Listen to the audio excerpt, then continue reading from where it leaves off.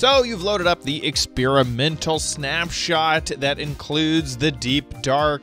Maybe you're playing in survival, or maybe you're checking it out in creative mode. How do you actually find the ancient city?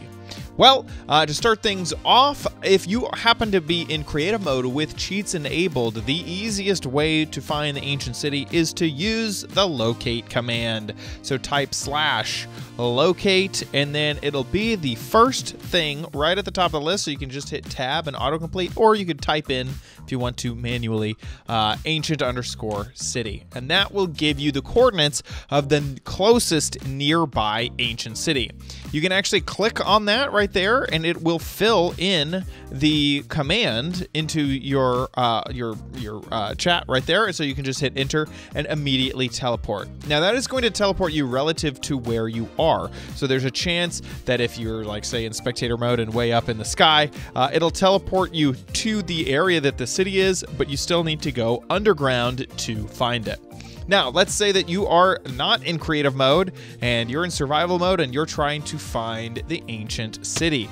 Well, that is going to be a little bit more difficult because as of now, with this experimental snapshot, there is no, say, cartographer that will give you a map to the ancient city. There's no real good clue like with, say, a stronghold.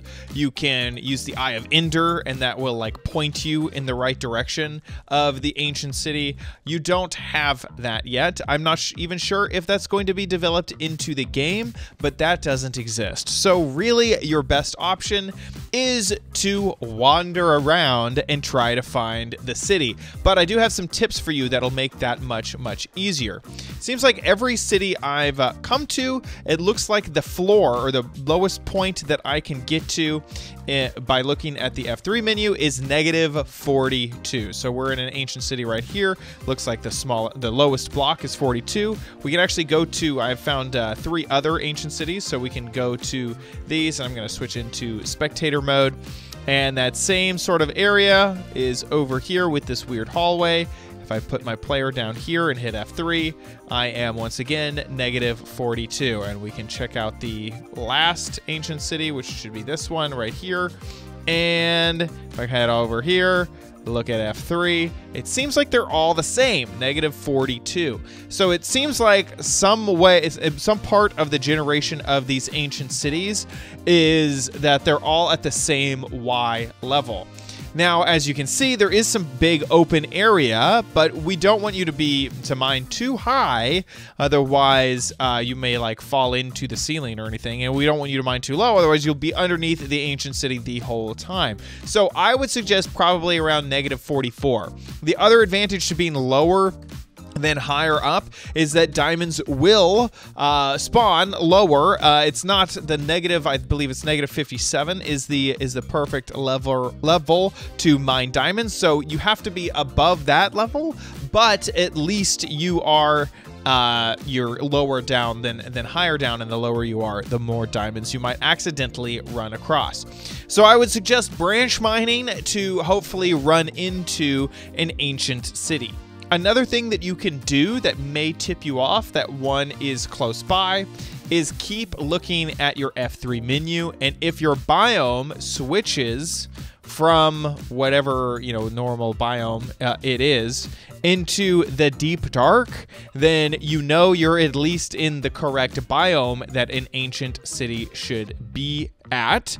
But that does not necessarily mean that there will be an ancient city if you're in a deep dark biome. They can be separate, and so you can just have a deep dark biome that isn't connected to an ancient city. Also, assuming that you are in survival mode, you're going to want to bring with you a few things if you head into the ancient city.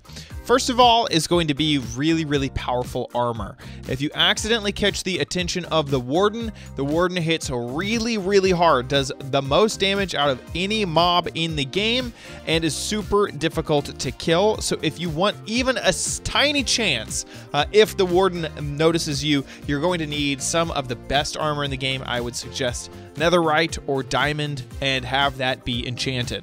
Another suggestion is instead of using torches, you should use night vision. Now this will mean that more mobs will spawn around you because you're not lighting up the area, but remember you're trying to lessen your vibrations. You want only good vibrations, which means none at all.